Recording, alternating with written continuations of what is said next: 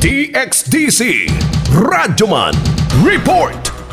Taliwala sa gihambing kondisyon, wala nagpaulahi ang mga visually impaired athletes sa pagpasundayag sa ilang nakaraiyang talento sa sports isip Garabo sa Davao Region atol sa palarong pambansa 2023 sa Marikina City. Usa ang Rehiyon 11 sa mga nagpakitang gilas og nanguna dito sa kauluhan samtang nagpadayon pa ang palaro diin lakip na niini ang mga differently abled athlete alang sa para games athletics o goalball diin sila gihatagan og higayon nga ipaambit ang ilang kahanas ug aron pamatud-an nga dili babag ang ilang kondisyon aron nga ipakita sa tanan nga sila adunay makahinganghang abilidad. Sa unang adlaw pa lang sila wala napakyas og sila nakasakmit og kadaugan sa ilang unang dula kontra sa Central Visayas Regional Athletic Association.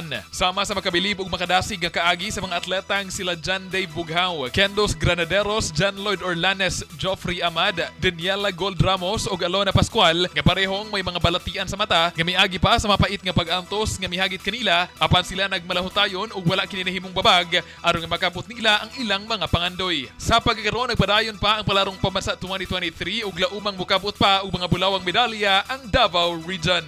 Kasama mo sa balita og serbisyo publiko, reaching millions nationwide and worldwide for 70 years. Radyoman Kirby Manzon, Tatak, Aremen. RMN News, Diretso Balitang Metro Davao.